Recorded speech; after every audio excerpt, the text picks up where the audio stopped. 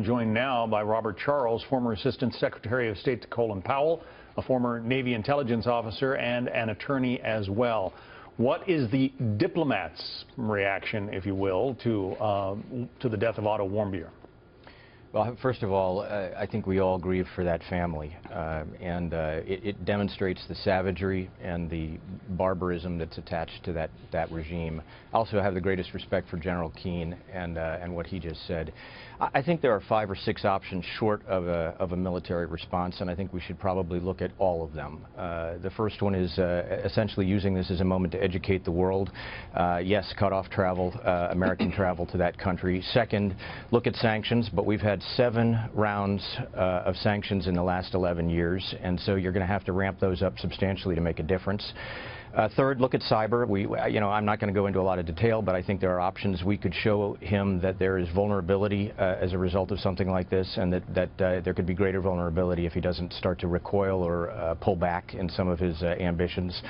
Then finance is probably the biggest one right now. Both illegal and legal finance is really where the pressure point is for North Korea. So although John Bolton's right, you could do other things that were more aggressive. I think you have to start with the lower rungs on the ladder before you reach for the top.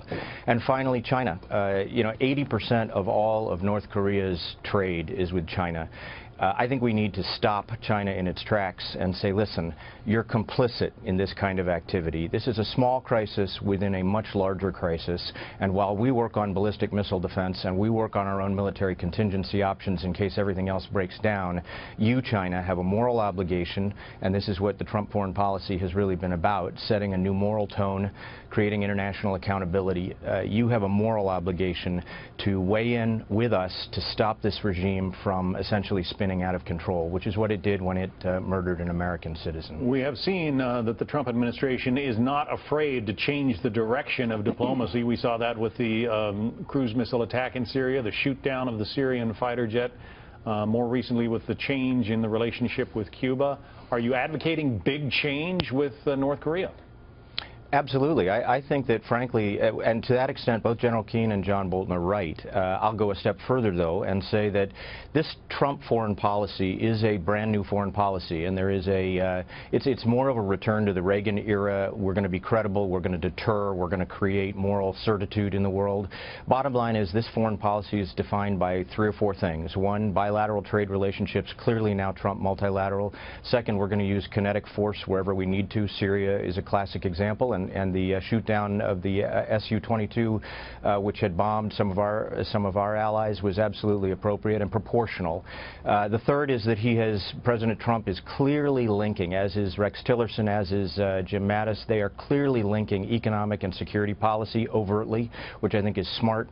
And the last thing they're doing, which is a big, bold change, is they're willing to, in a sense, on a chessboard, they're willing to castle. They're willing to change the entire board up and say, reevaluate what moral leadership and international accountability looks like, and that's what they did in Cuba. So very strong, very positive. In my view, it's the right direction. Remember, whenever you change course markedly, and we kind of did a U-turn here between Obama and a more Reagan-like Trump policy, whenever you do that, you create a riptide. There's going to be controversy. People are going to say, no, why are we changing?